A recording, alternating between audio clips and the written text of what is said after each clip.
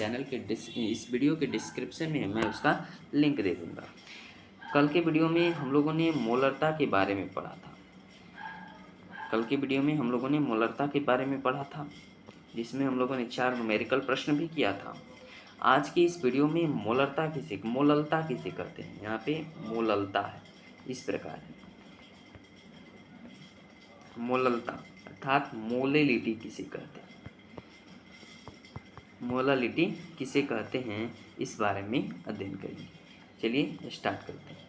तो प्रति केजी विलायक में उपस्थित विलेय के मोल की संख्या को मोललता कहते हैं। बोला जा रहा है कि प्रति केजी विलायक में, 1 केजी विलायक में विलेय के जितना मोल की संख्या उपस्थित रहता है उसी को क्या कहते हैं, मोललता कहते हैं।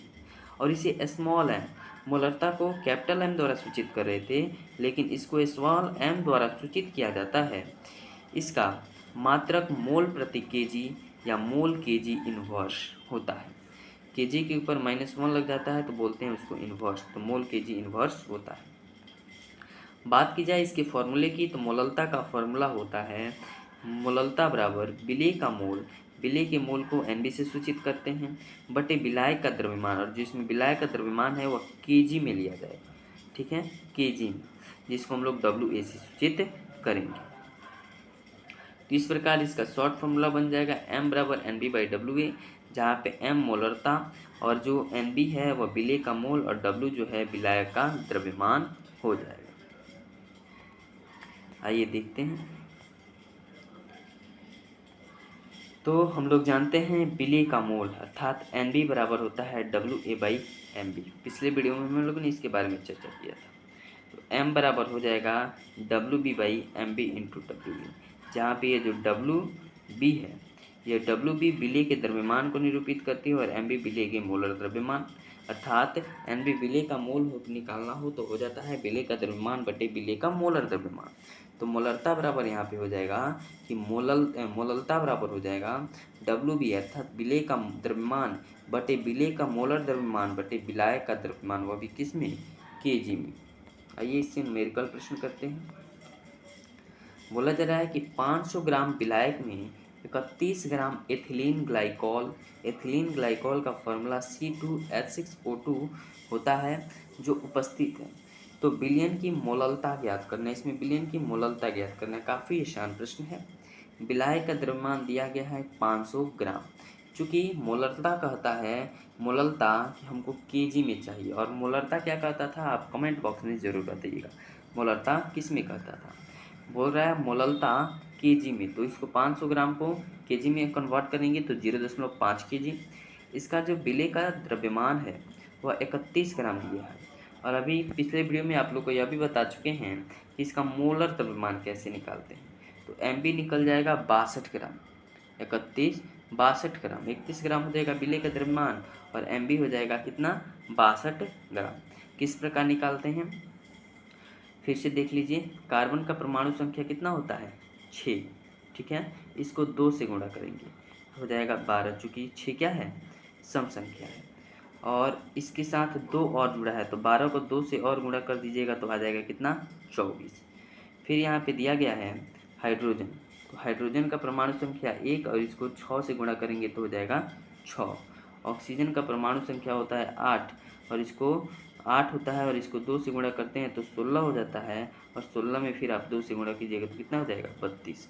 जब आप इन तीनों को जोड़ते हैं, जब आप इन तीनों को जोड़ेंगे तो आ जाएगा 62 ग्राम, 6, 24 और 32 को, तो एम पी निकल जाएगा, मोलर द्रव्यमान निकल जाएगा। इसका हर क्वेश्चन में यूज है, इसलिए आप इसको अच्छी तरह समझिएगा। एम बराबर अर्थात स्मॉल एम है यहाँ पे, तो मोललता बराबर हो जाएगा W B by M B into W A, जहाँ पे भी बताया आप लोग को एम मोललता को सूचित करता है, डब्ल्यू बी विलेय के मोल को, एम बी विलेय के मोलर द्रव्यमान को, और जो डब्ल्यू जो ए है वह विलायक का द्रव्यमान अर्थात 0.5 केजी को सूचित करता है। तो यहाँ पे इसको बैठाएंगे फॉर्मूला के अनुसार, तो विलेय का मोल दिया है 31 ग्राम और एम बी इसका दिया है 62 ग्राम निकाले हम लोग, और 0.5 केजी इसका निकला है। जब इसको आप लोग कटाते हैं 31 दूनी 62 और 2 गुणी जब 0.5 करते हैं तो 1 आता है, 1/1, तो इसका आंसर हो जाता है 1 मोल प्रति केजी।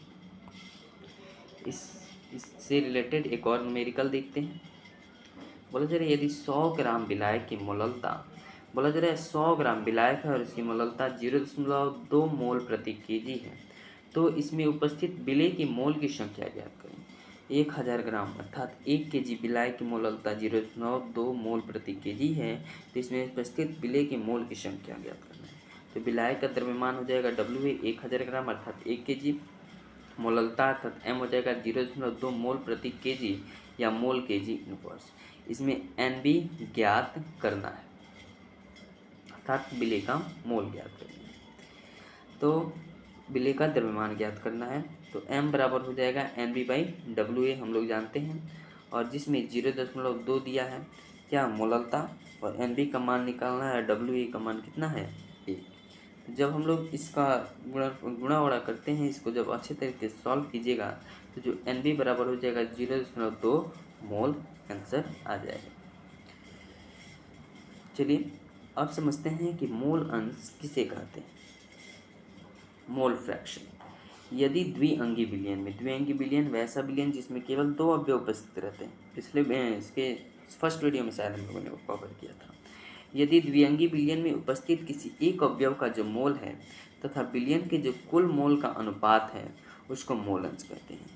द्विअंगी विलयन में उपस्थित किसी एक अवयव का मोल तथा विलयन के कुल मोल के अनुपात को क्या कहते हैं, मोल अंश कहते हैं, जिसे x और इस x को जाइल पढ़ा जाता है, जिसे जाइल द्वारा सूचित किया जाता है। मोल अंश को जाइल द्वारा सूचित किया जाता है।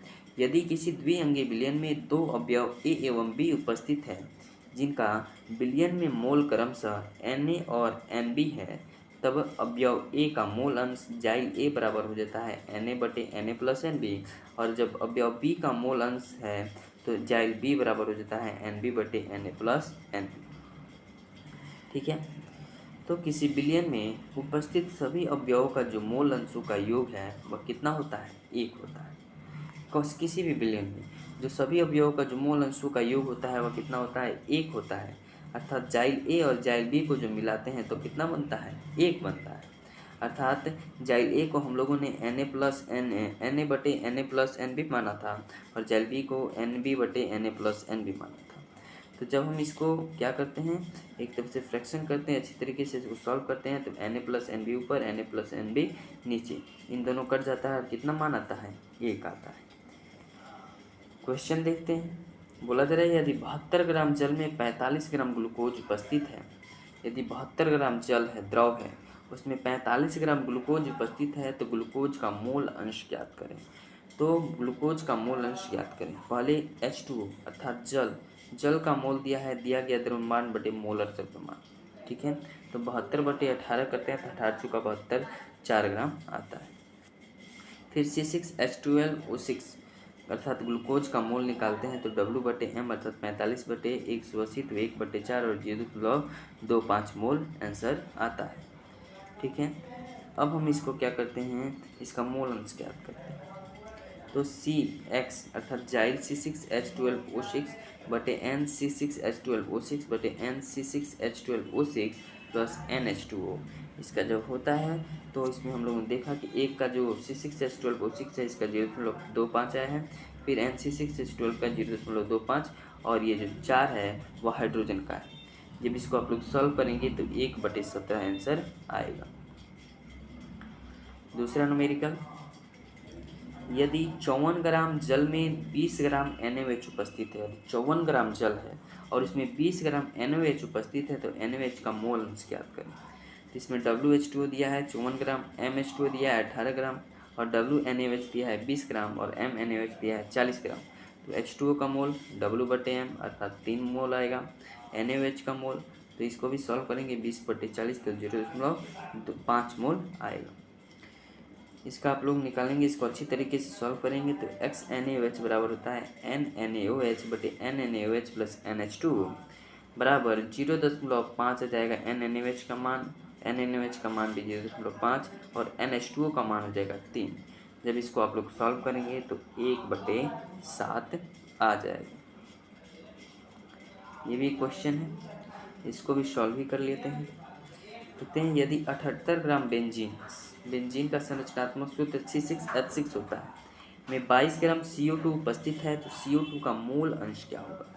तो WC6H6 दिया है 78 ग्राम, MC6H6 दिया है 78 गुणे 6 बराबर 78 एंड WCO2 दिया है 22 ग्राम और MCO2 इसका हो जाएगा 44 ग्राम। NCO2 निकालेंगे W/M तो आ जाएगा 0.5 मोल, NC6H6 निकालेंगे तो आ जाएगा 1 मोल और XCO2 निकाल देंगे तो NCO2/NCO2 प्लस NC6H6 इसका फॉर्मूला